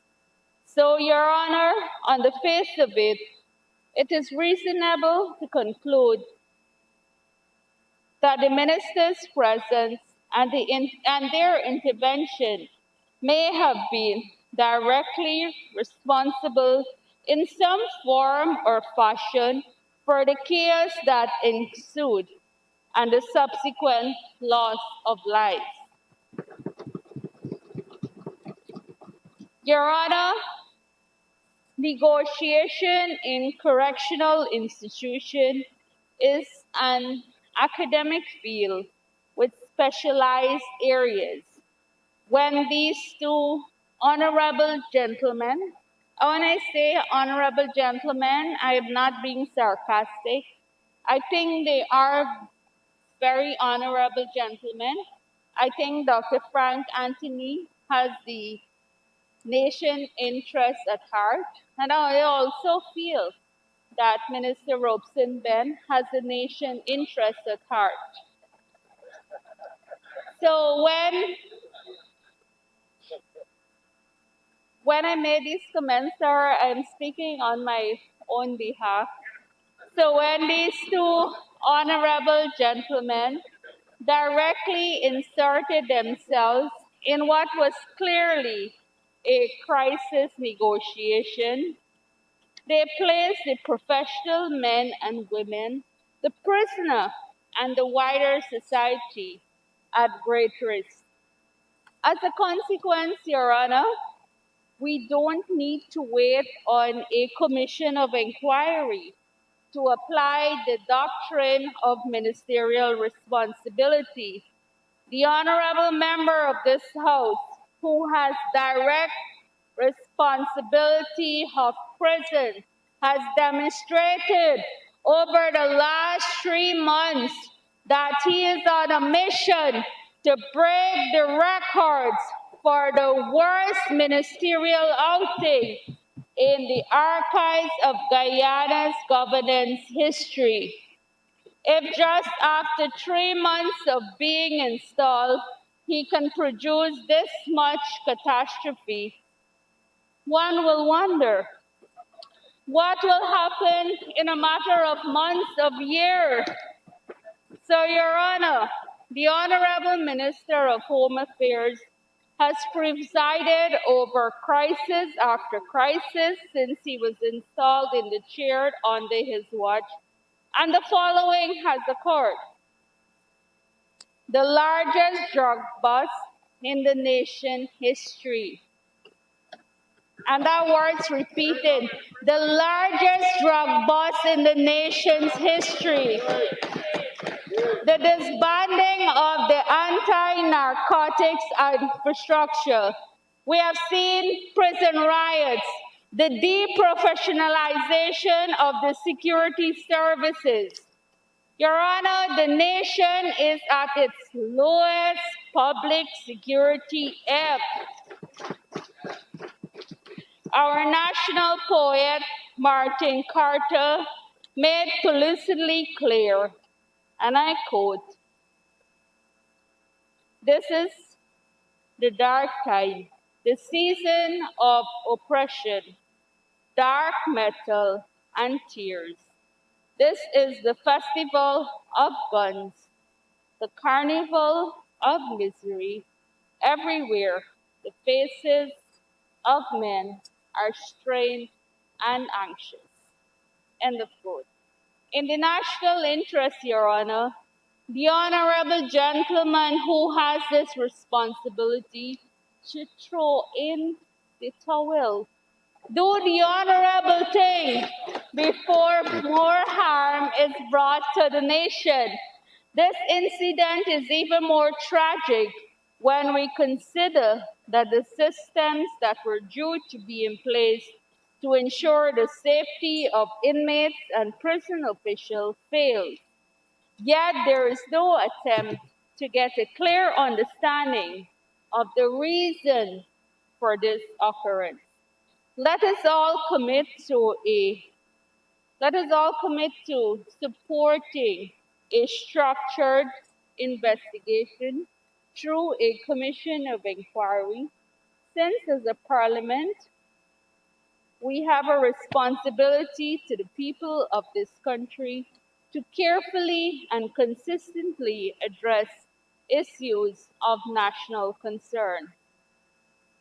Your Honor, let us as lawmakers address that there is a problem which we can solve right here in this honorable house. Your Honor, we can solve the problem. We can establish a commission of inquiry. As members of the National Assembly, we have a responsibility to take the necessary steps or action which will save the less unfortunate and vulnerable tomorrow. Something must be done, and something must be done quickly. This subject is not pretty, and it must not be taken lightly. The family are downstairs, Your Honor, and they are demanding answers, and they expect justice. With these remarks, I submit this motion to the Honorable House. Thank you, Honorable Member. Just before I call on the next speaker, some clarification. Some members of Parliament have been asking with respect to the last motion, what was the position? It was defeated. Had it succeeded, I would have asked the clerk to have the bill read the first time. I also want to inform you that the Honorable Leader of the Opposition had asked to be excused at 12:30 and to rejoin after lunch virtually, so he's on. And the Honorable Vice President, Dr. Barajagio, is also on virtual. The next speaker is the Honorable Minister of Labor, Mr. Joseph Hamilton. Thank you very much, Mr. Speaker. Let me start off where the move of the motion left off, quoting Martin Carter about Dark Night. You know, Mr. Speaker, between March 2nd, 2020 and August 2nd, 2020, this country had dark nights, dark days, dark weeks, dark months, because of the honorable people over there seeking to deny the Guyanese people their rights. Mr. Speaker, again, the move of the motion is seeking to amend their motion apparently on the floor. And it shows how confused they are over there. When they bring a motion, they don't know what they want out of it. Our resolve clause speaks nothing about commission of inquiry. Nothing at all. Yet she stands on her feet this afternoon and she's adding another resolve clause. She made passing mention of the commission of inquiry in one of the second whereas clause. But the honorable member, The honorable member has to determine what she really wants. Is it a commission of inquiry, or as a resolve clause state, and let me read, that the National Assembly calls on the government to make full disclosures on all aspects of the tragedy at Lusignan Prison on the 19th of September 2020, and to declare what actions have been and are being taken to reduce the opportunities for such situations from recurring. The Honorable Minister of Home Affairs will speak to the measures, because I know that there are many measures that will seek to protect inmates and to make the life of prison officers safe as they do their work. Mr. Speaker, the honorable member used several times these three words: truth, justice, accountability. Imagine the APNU AFC coalition speaks about accountability when we have ministers over there wearing gold bands, utilized by the government and the people's money unauthorizedly. Mr. Speaker, justice, what justice you talk about? What truth you talk about? You're incapable over there at the opposition benches of telling truth. That is the reason why the Guyanese people will never, ever again elect you to govern this country, because they know that you're incapable of speaking truth. And I wonder sometimes when they speak over there, why lightning don't strike them down when they use these words. Mr. Speaker, again, the honorable member indicates that there was no information. There was no information from the authorities. But yet, she reads what the prison officers and what the prison service said after the incident. Totally upside down. One time, we have no information. But with the same breath, the honorable member reads the prison service report of what transpired on the 19th of September. Oh, and then the honorable member went into this conversation about these two deaths. It was tragic. Look, our colleague over there, honorable member Ramjatan, he is responsible for 18 deaths in the prison. Yes, and what have you done after then? You burned down the prison. Even after the Commission of Inquiry recommended what you should have done. And so, Mr. Speaker, when the opposition come here. Honorable Member, Mr. Jones. Standing Order 41-6, impugning improper motive. The honourable member is saying that the honourable member Kemraj Ramjatan is responsible for the deaths of the 18 prisoners, which is not so. We beg that it be withdrawn. Thank you. Honorable Member, Mr. Hamilton. Unlike Ms. Edmond, she was quite careful with respect to how she was assigning responsibility. Mr. Speaker, the honorable member Kemraj Ramjatan, Minister of Public Security, superintended over the prisons when 18 persons lost their lives because of his inability. Mr. Speaker, after the Commission of Inquiry and its recommendation, the honorable member, Mr. Ramjatan, failed to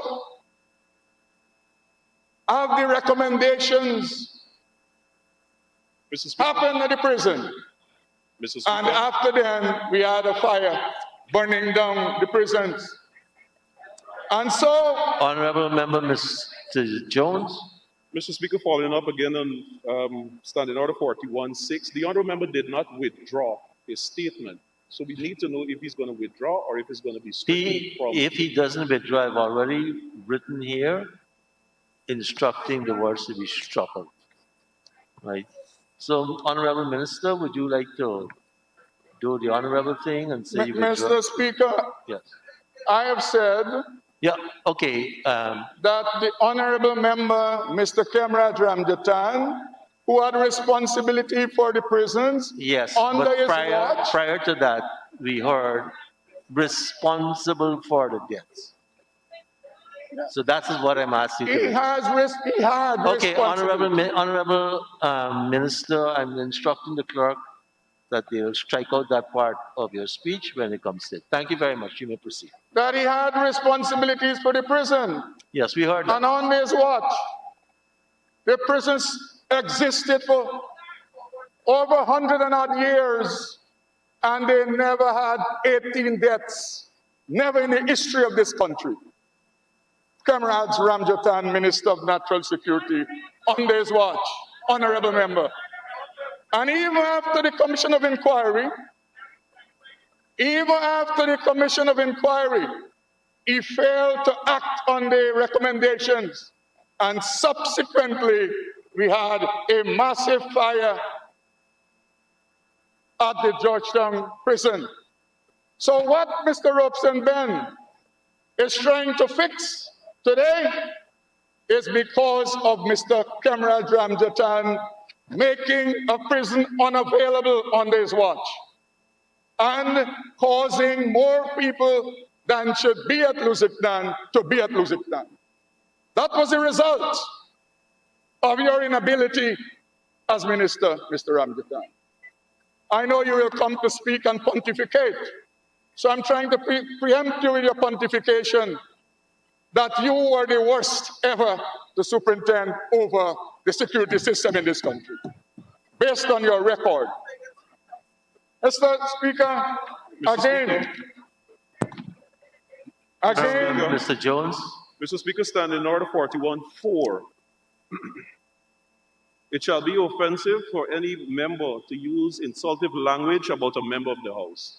The honorable member just referred to the honorable member Kemraj Ramjatan as the worst minister of government. Honorable What is member, insulting about that? It's an insult. Honorable Minister, please allow me to rule. Honorable member, Mr. Jones, I don't see our interpretation. Proceed, Honorable Minister. I'm stating a fact. Never in the history of this country, any security minister had the prison burned down 2 times and had 18 persons died in one such tragedy. What is insulting about that? I'm restating a fact that this country is aware of. Mr. Speaker, again, the honorable member who presented this motion spoke about and lauded the Commission of Inquiry under their watch. But it was just a Commission of Inquiry on paper. What happened after? What happened after that? What happened after that? Is the prison system better when you left government? The answer to that question is no. We are trying to repair it. As I speak to you again, the honorable member, Mr. Ramjatan, must know that the Mazaruni prisons on this watch was to be finished today. Robson Ben, minister, he has to finish it. So all the recommendations coming out of the COI, honorable member, Mr. Ramjatan, failed to implement. Maybe, as the people say, he was busy with the other project. That is a gun license project. Mr. Speaker, look, the APNU AFC, for whatever reason, they enjoy latching on to the demise of citizens to make political points and to create mayhem and havoc. We saw it last year, where they latched on to 2 deaths And subsequently, all kinds of hell broke loose. People were beaten, robbed, houses burned. Who beat them? Look, one of the gentlemen is over there. The man who walked a GW, I asked him who beat them. He was there directing the show. Mr. Speaker, again, they're latching on to the demise. Whilst all of us, Mr. Speaker, care about people dying in circumstances like has happened at Lusignan, the People's Progressive Party Civic, we have never utilized the death of a citizen to make political points and to seek to take it to a place where it can create friction in this society. Mr. Speaker, the honorable member again spoke to full disclosure. Full disclosure. You know, many of the things that you should have disclosed, it is us in government, we are now making full disclosures. Because you fail to account to the Guyanese people and you fail to be transparent in government, whether in security or any other sector. And that is the reality.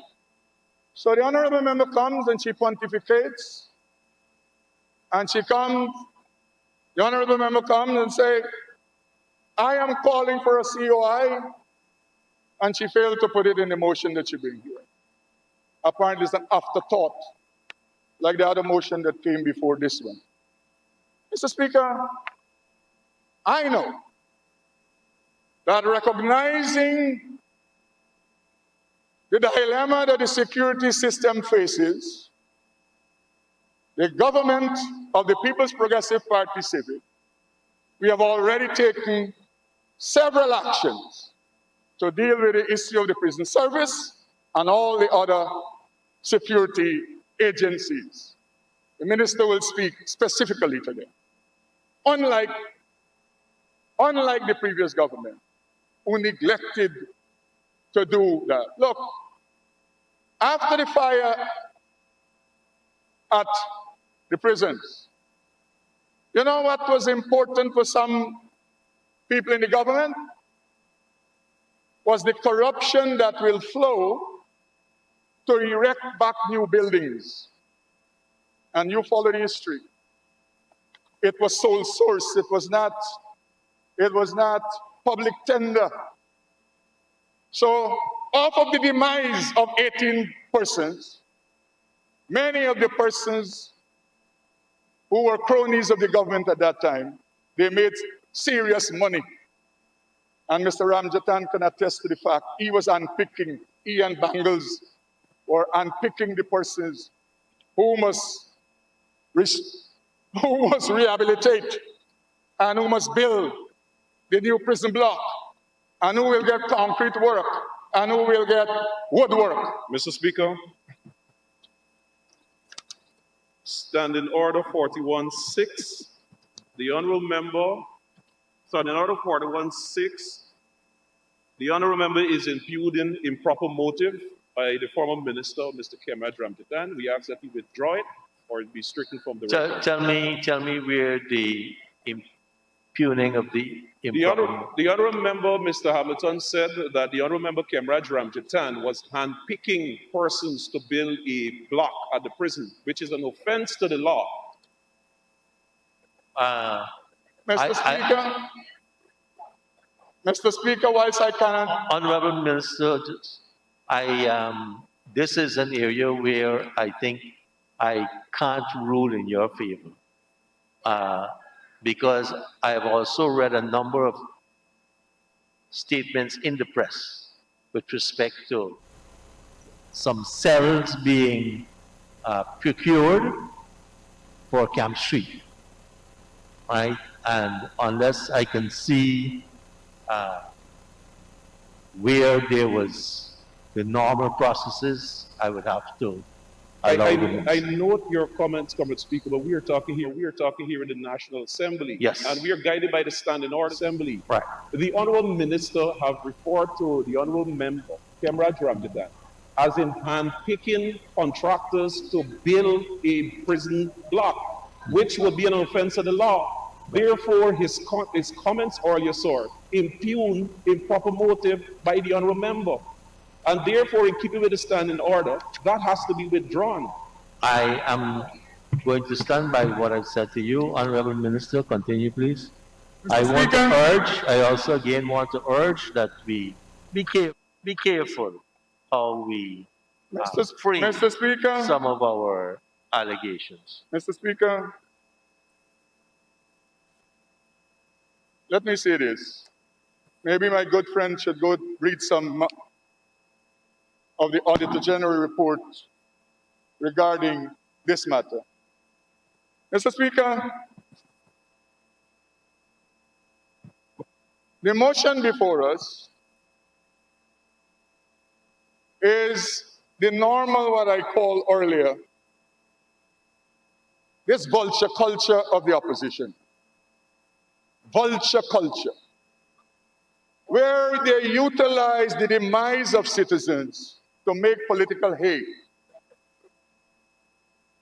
And that is what this motion is about. That is what this motion is about. I would dare say, if the Honourable Member and her colleagues had so much concern about the two gentlemen who lost their lives, they would have come to this National Assembly, the first sitting after, and come before us and maybe seek to persuade the Speaker to have it be a matter of national and urgent importance. Adjournment. They did not do that. So you have no agenda. Mr. Speaker, so it is now finding a new front to battle on. That is what this motion is about. Mr. Speaker, we are, as I said, fixing what Mr. Ramjatan and his government left in a deplorable state vis-a-vis the prison service. And, Honourable Member, and whatever situation developed because of the overcrowding that was a factor is because of the mismanagement of the previous government of the prison service and the system. That is what Lusignan became what it was not intended to be, thanks to Mr. Ramjatan and his government. That is the reality. Honourable Member. Mr. Speaker,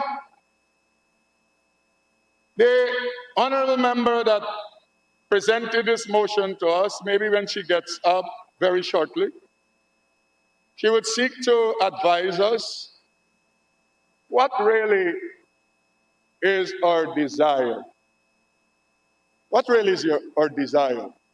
Whether she, as a resolve clause says, she wants disclosure by the minister, which disclosure has already happened, I would dare say. The disclosure has already happened. So she is asking for something that has already happened. Recognizing that maybe some one of our colleagues, when we had the break, advised her that Mr. Globespan spoke to this matter.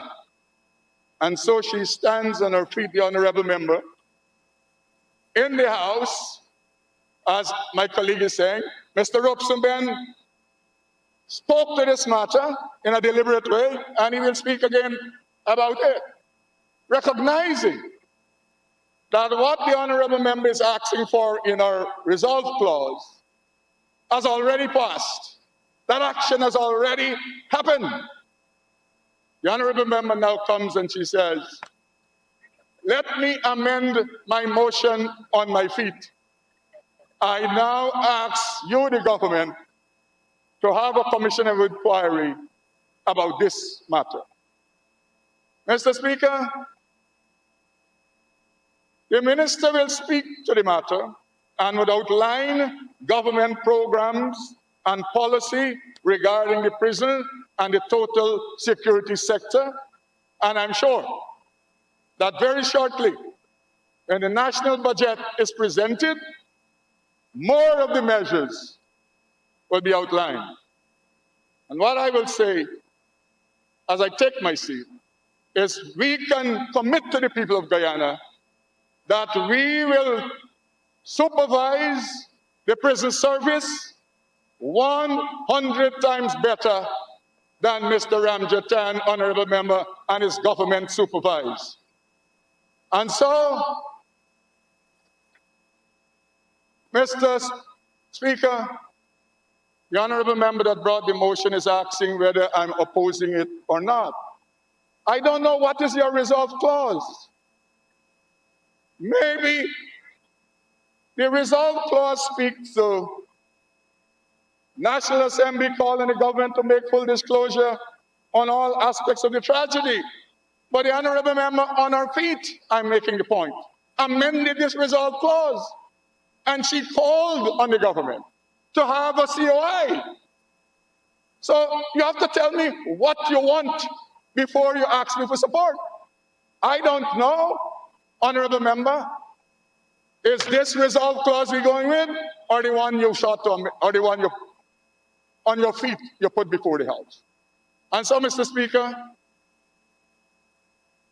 we of the People's Progressive Party Civic, we take the matters as regards rehabilitation and reformation of the prison service and inmates. And let me make this point before I take my seat. Recognizing that there are need for many interventions at the level of the prisons and in the prison service and in dealing with inmates, and the point the honorable member made, who brought the motion about humanizing people. Already, for the information to this House, the Ministry of Labor and the Ministry of Home Affairs, we have already convened a meeting to discuss programs relative to skills development for inmates. We have even discussed, beyond that, maybe apprenticeship programs for inmates. So we recognize that the prison service must move from where it is at the moment. And we have to, as the honorable member said, seek to humanize inmates and seek to make them better persons, so that when they come out back into the civilian life, they will be able to be productive citizens of this country. So, honorable member, maybe after you wrap up, when you say to us what really you're seeking, maybe then we can discuss whether this makes sense or nonsense. Thank you very much, Mr. Speaker. Thank you very much, Honorable Minister. I note we have 1, 2, 3, 4, 5 speakers to come, and it's 4 o'clock. I suggest we take a short suspension of half an hour, and then we get back here.